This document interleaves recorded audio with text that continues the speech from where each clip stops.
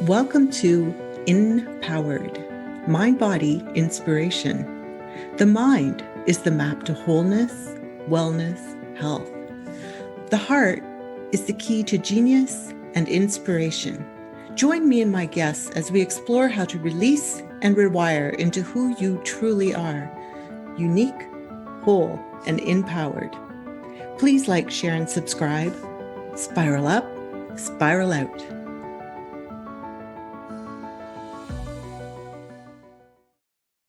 Welcome, everyone.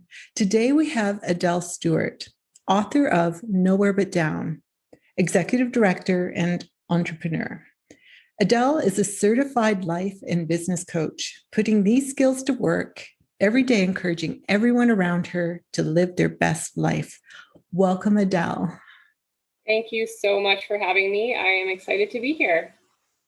So great to have you on Empowered.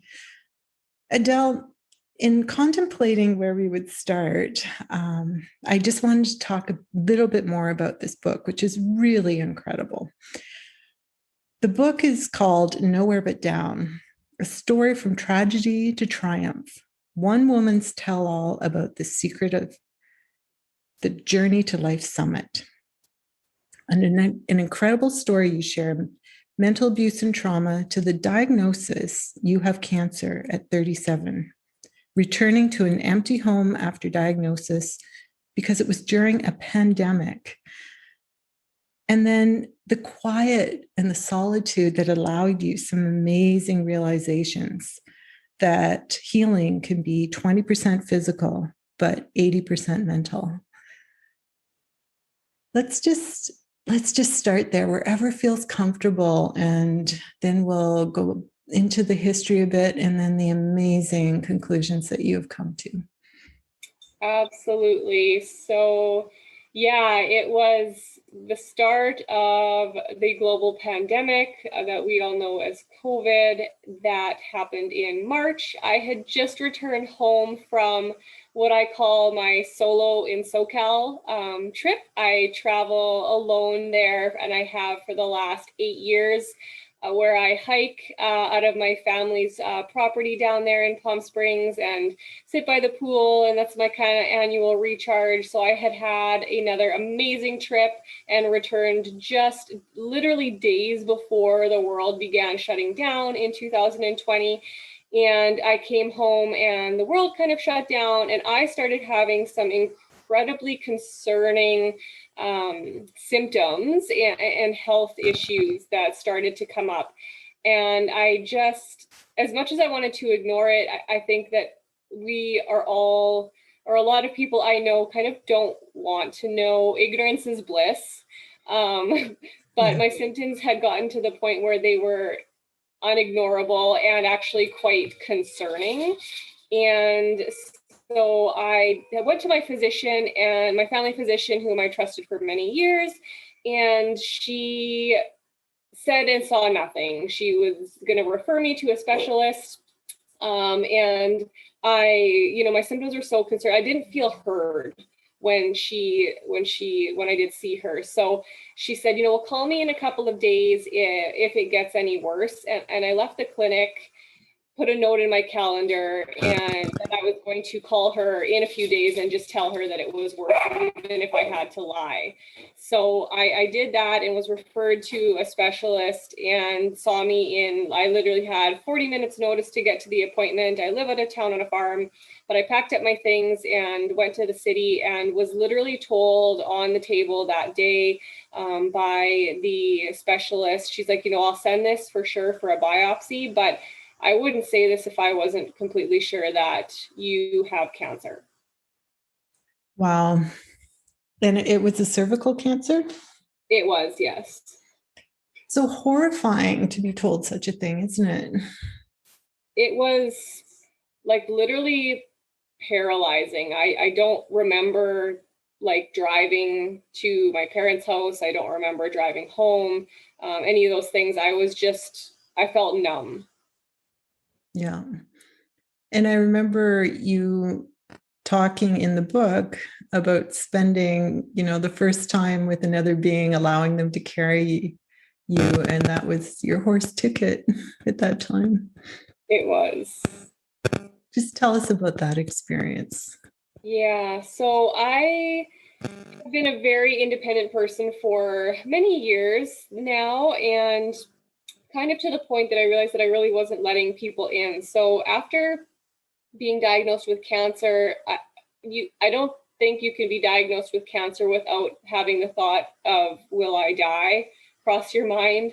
And there was a time early in my diagnosis that I decided to put up more walls than anything. I didn't need any help. I didn't want anybody to come over. It was COVID, so that was a beautiful reason why I couldn't have anybody come to see me. I didn't want to open up, yet I would get out of my house and make myself go for a walk as when I was early in my diagnosis, and I would come to the field where the horses were, and many a time I literally dropped to my knees in fear and in pain, and is this the last time I'm going to get to be here to do this? I have spent so many years climbing so many mountains to heal myself and get myself in a great place in life, and now I have to deal with cancer, and am I going to die? And so I initially shut out my horses because nothing could hurt me if nothing was in my heart. And I decided after I started my journey of that I was really going to take a holistic healing approach to my journey with cancer and things like that, that I realized I needed to heal my wounds and let people in. And so the very first person or thing I let in was my horse ticket. And so that's one of the ways I coped. I rode every day for maybe several hours a day between my diagnosis and my treatment starting. I just literally saddled her up and put my reins down on her neck and just asked her to take me away. And for those couple of hours every day, as much as a person might think you'd be sitting there in the saddle ruminating about being diagnosed with cancer, it was actually my time of freedom where she carried me through that most difficult and dark time of my life. So beautiful. Brings tears. And, and you talk about her walking side by side with you. It's just so beautiful. Yeah, it was really a really precious time. And she is a forever horse for me that I am ever grateful for her companionship through that time. Right. And you also talk about sudden change in your diet that was pretty, night and day, and that you wouldn't recommend it, but it was something you had to do. Yeah, I made radical changes to my diet. I was one of those people who I don't like lied to myself saying that I ate 80% healthy and 20%, whatever I want. I do believe in moderation, but when I looked hard and fast at my diet and really started to understand nutrition and things like that, I was looking for things that I was in control of in that early phase, because I am a type A personality. Things need to go my way. And in a time of feeling absolutely uncontrolled while I was waiting for assessments and scans and treatment plans and diagnoses, I had to be in control of something. And so looking at what I could do to support my body and my mind through this was that. So taking a real cold, hard inventory of my fridge and my cupboards, I threw out garbage bags and totes worth of starchy, simple carb foods, sugars, glucose, all of these things, and realized I had read a book called Starving Cancer that talks about, fueling cancer and by blocking pathways. So you're fueling your body, but the cancer itself can't feed off of what you're feeding it. So that's high glycemic foods, simple carbs, starch, sugars. So I kind of went off all of those onto like a raw diet, a low glycemic diet, no dairy, a whole low saturated fat, all of these things.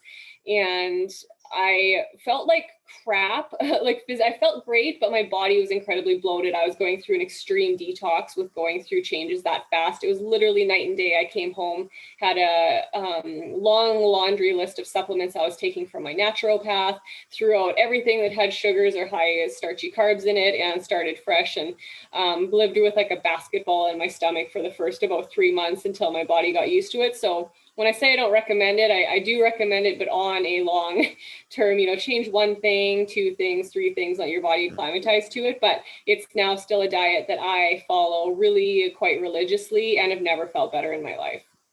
Yeah. So it was quite transformational.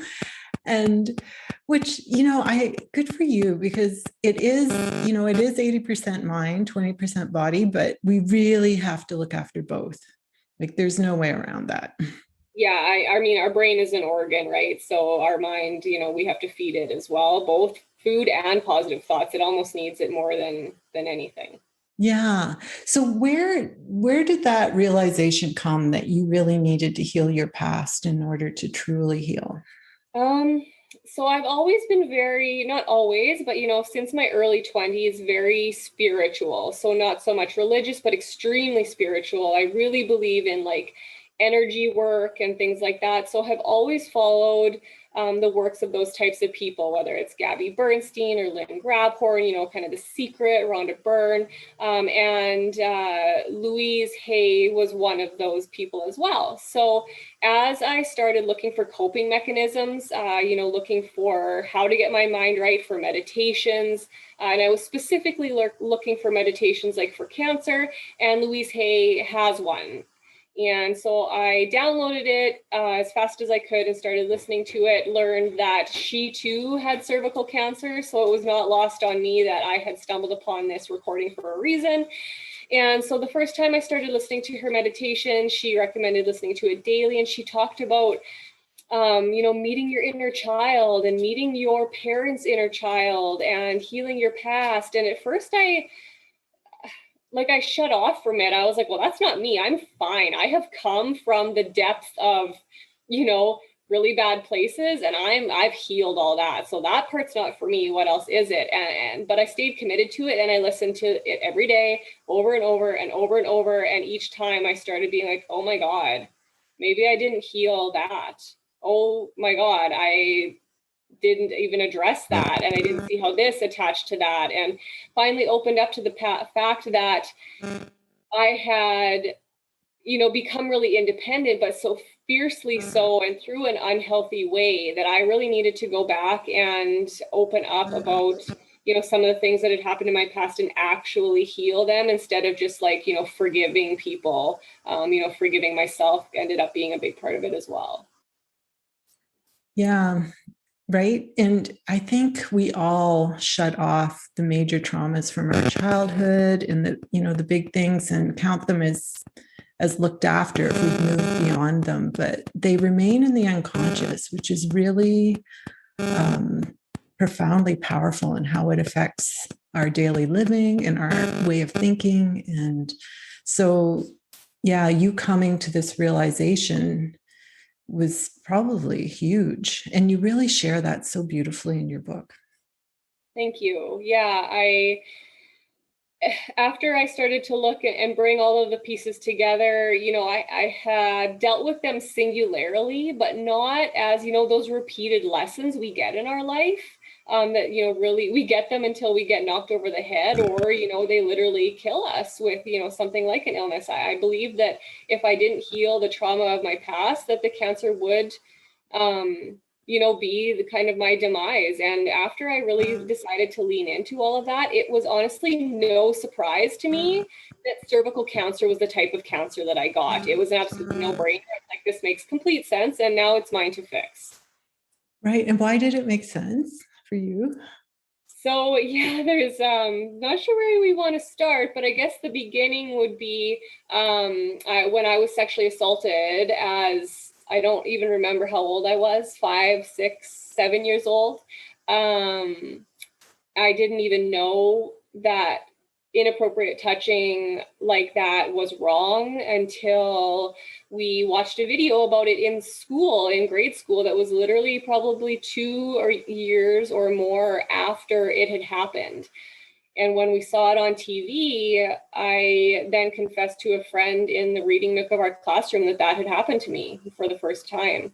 So that's kind of, where it all started. And it was something that in the times when I was growing up in the early 80s, those things weren't talked about. it was from a family member. And I understand it. I do. I understand it, and I lay no blame that it was easier to not talk about it, thinking that if I didn't talk about it and I seemingly moved on with my life, that I was okay. And the fact was, I very much wasn't okay. And having that swept under the rug and unaddressed and continually brought to family events where that family member was there, forced to hug them hello and goodbye, laid the trauma that I experienced throughout literally the rest of my adult life. Right. And there's this underlying shame, and, you lose your power in that kind of situation. Yes, absolutely. And from that, I mean, I literally chose very toxic relationships after that as a means to, further not let my walls down. And it was just continuing a cycle of abuse, honestly. Right. So that happened right into early adulthood.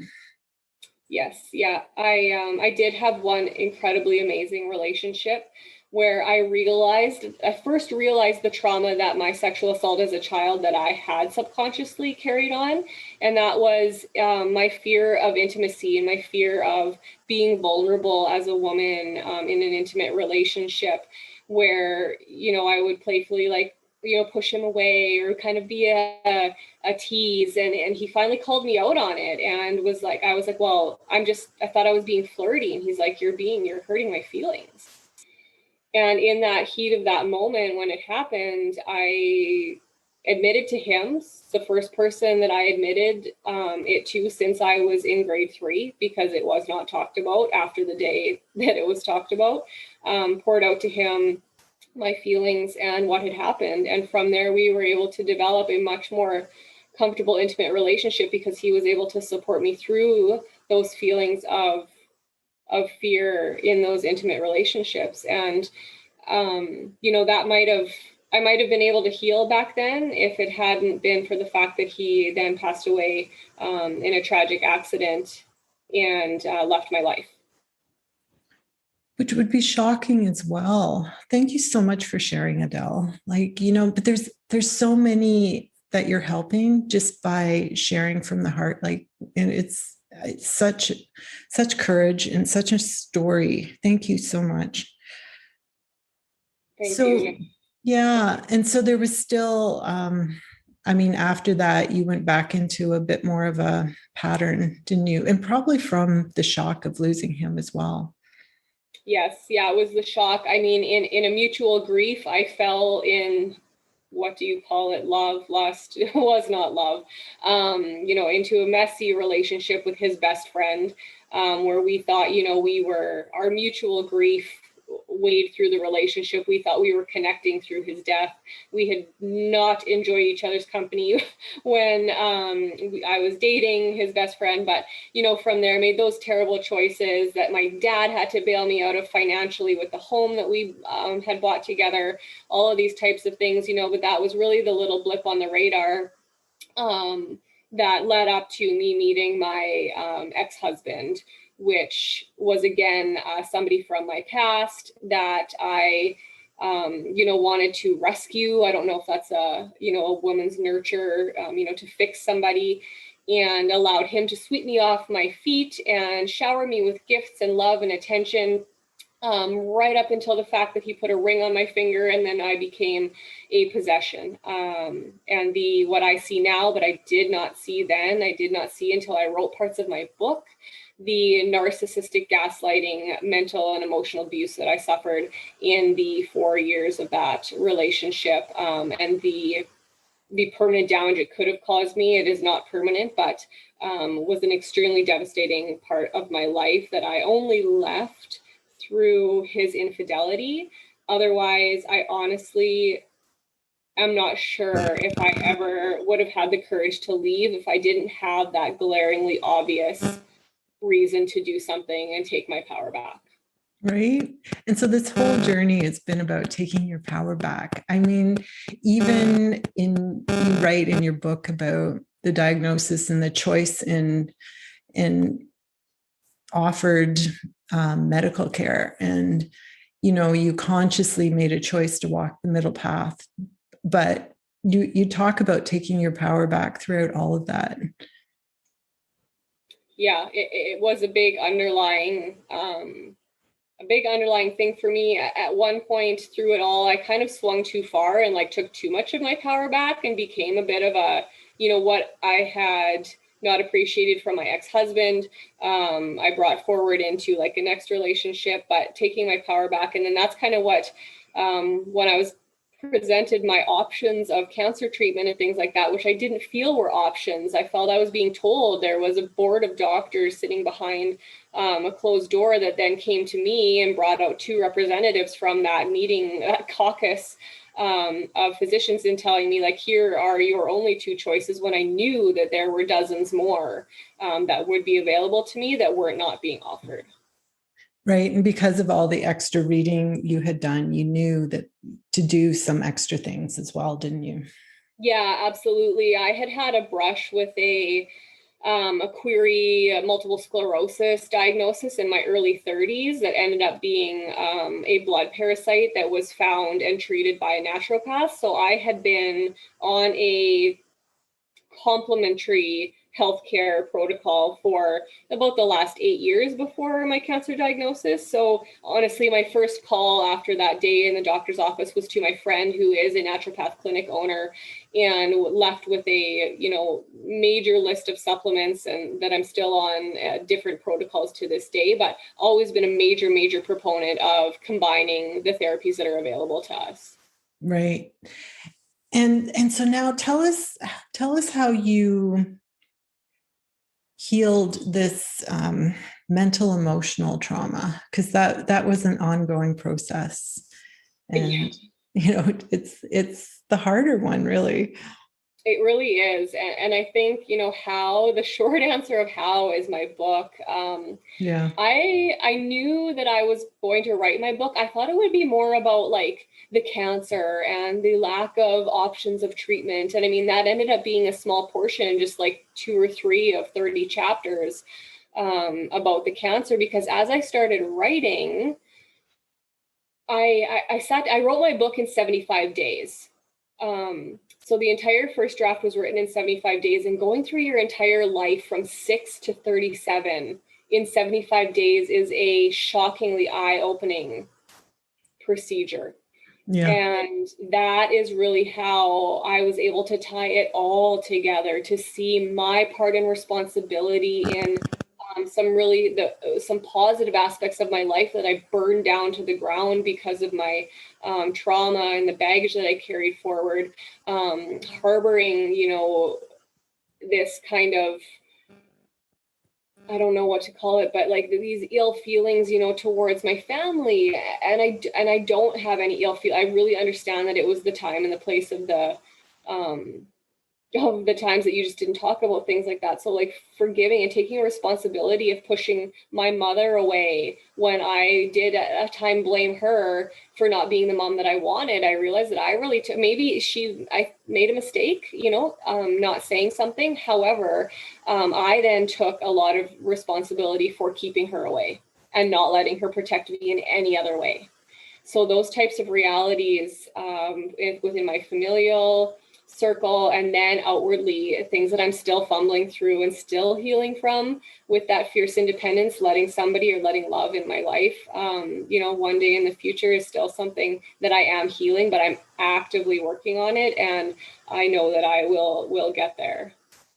Yeah. And, I love the way you talk about taking on responsibility in your own healing. And I think just coming to that place is hugely moving and powerful. Just tell us more about what that's about. I think that it's so much easier to place our pain on someone else. To place blame. It's easier like to hurt somebody else and to blame it on them instead of taking that responsibility of our own actions. And I knew that that was going to be a big piece of my evolution as having this human experience, for my soul and for my spirit, that a lot of people don't get to, because it's probably the hardest work that you ever have to do, is seeing your part and your responsibility in a situation when someone else has seemingly wronged you.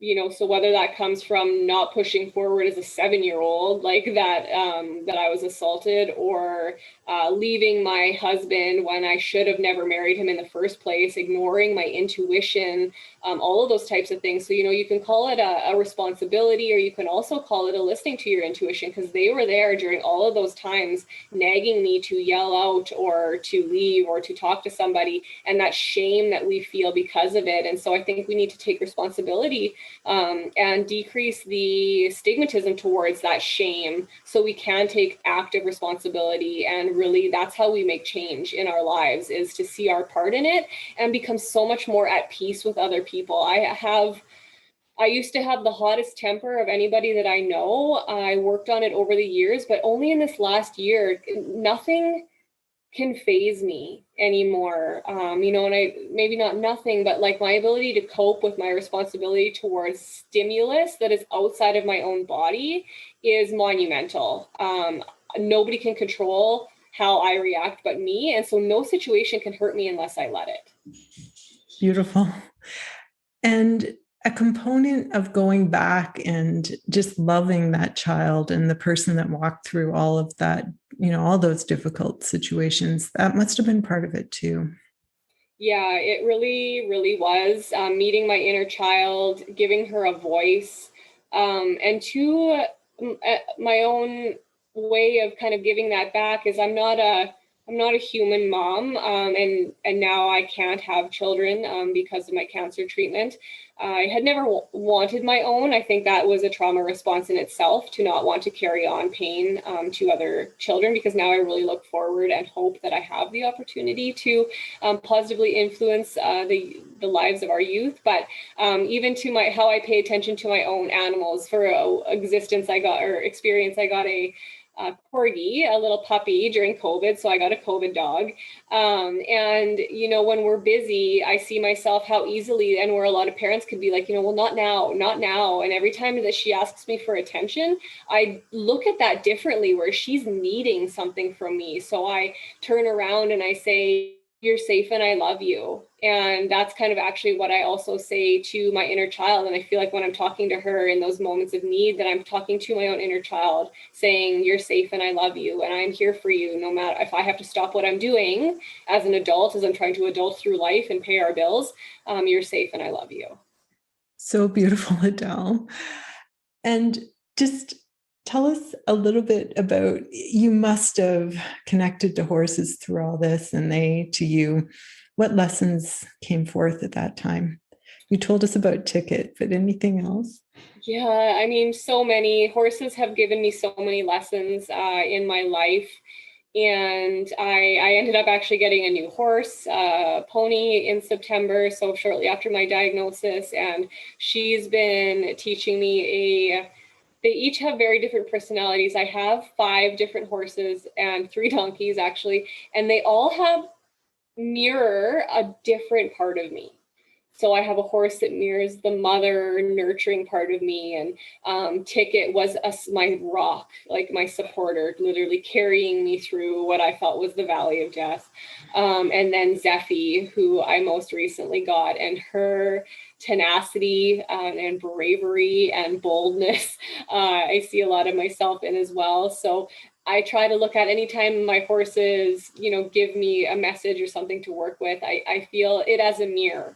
So like, what part of me is Zeffie bringing forward today? They're so temperamental towards my emotions and things like that. So we've been able to really grow in tune with each other on, what's a good day to go for a trail ride versus what's a good day to work on. I compete in mounted shooting. So what's a good day to work on our skills and things like that. So our communication between human and animal has really expanded, which honestly is one of probably the most beautiful lessons of all, to be able to have a nonverbal relationship with another being.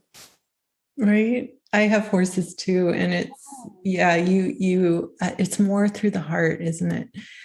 And I love what you say, that each of them mirror a piece of you.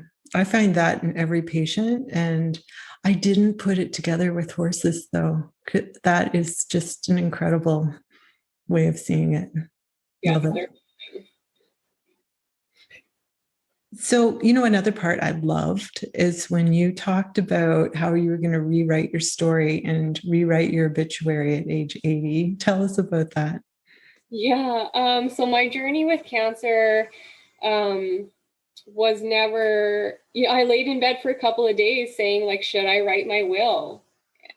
You know, when you think you're going to die, it wasn't staged yet. I didn't know. Like, I had had a node on my lung in a CT scan, and that's the first place that cervical cancer metastasizes to, and you're automatically a stage 4. I mean, I spent a whole weekend ruminating over that, and who would my dogs go to, or would I put them down? And I needed to get out of that headspace because I wanted to survive. I had things that I need to do on this earth still, and I needed to do them. So instead of writing my will, I didn't have one, and I refused to write one because then I would not leave that burden on my family to figure out what to do with the 13 animals I own.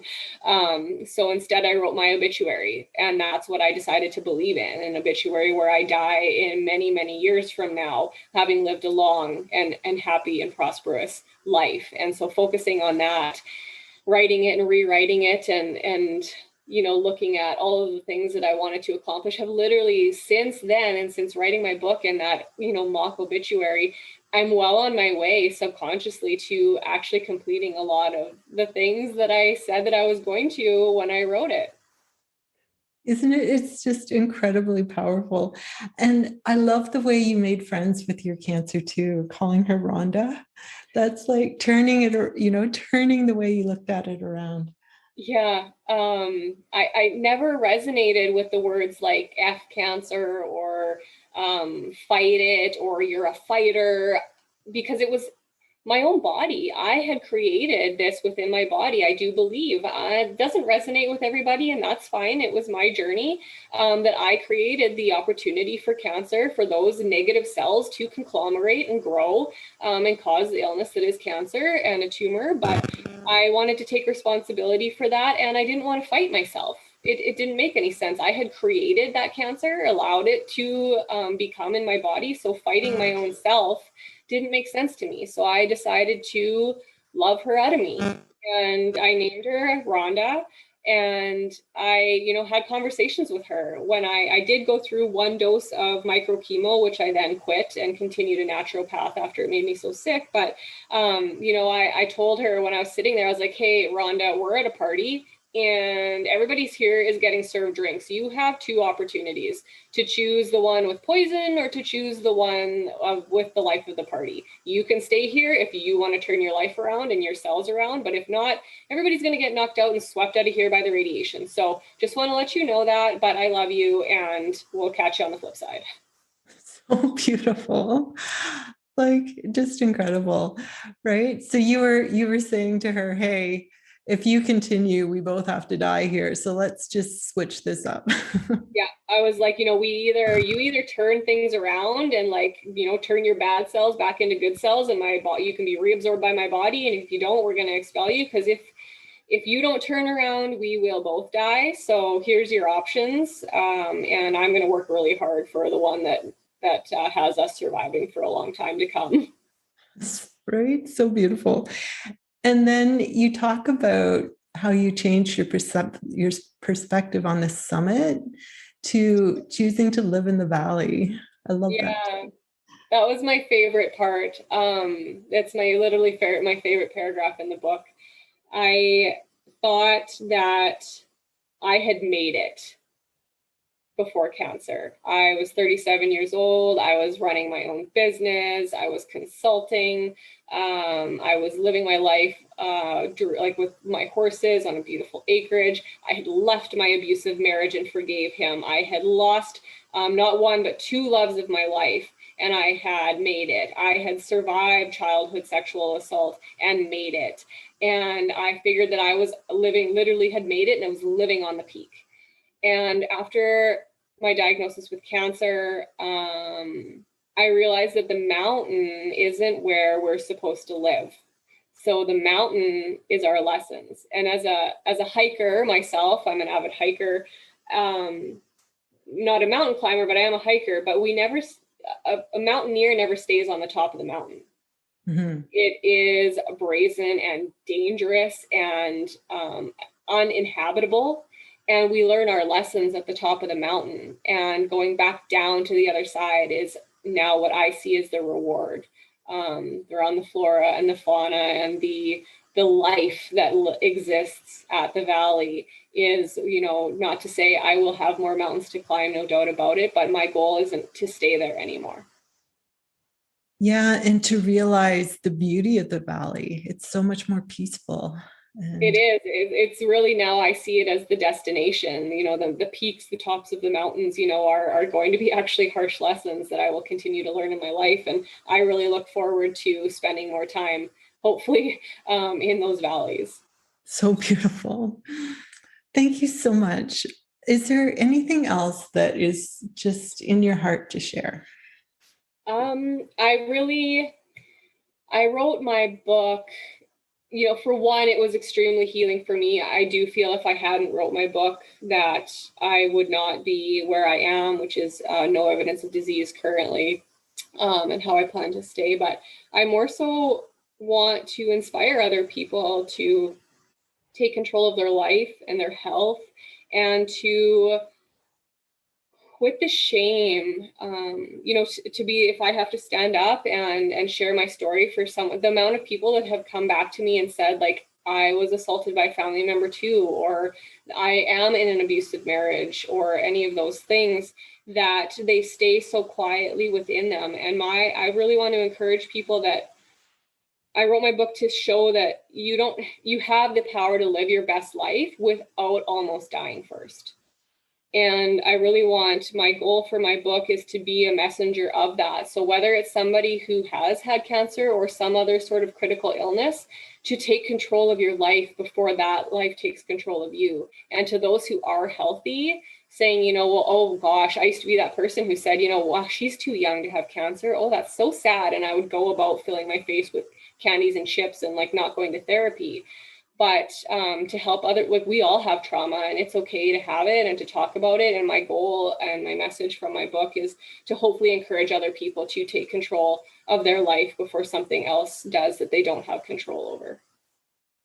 Well, I'm in constant amazement of how our lives unfold to the perfect place. And I feel like every little bit of your life led you to exactly what you're doing now, which is just so incredible and powerful. Yes, thank you. You're so very right. This was definitely my path to take. Right. And so much to give. And that's what you chose, which is, again, a metamorphosis. Yes. Thank you so much, Adele. I am humbled and grateful for you sharing this story. And I think every time I hear someone speak so courageously and from their heart, it inspires me. And I think it'll inspire many. Thank you so much. Thank you so much for having me on and allowing me to share my story with your viewers. It is much appreciated. You're so welcome. And for everyone out there, don't give away your power to anyone else. Be the creator of your own life. Spiral up, spiral out.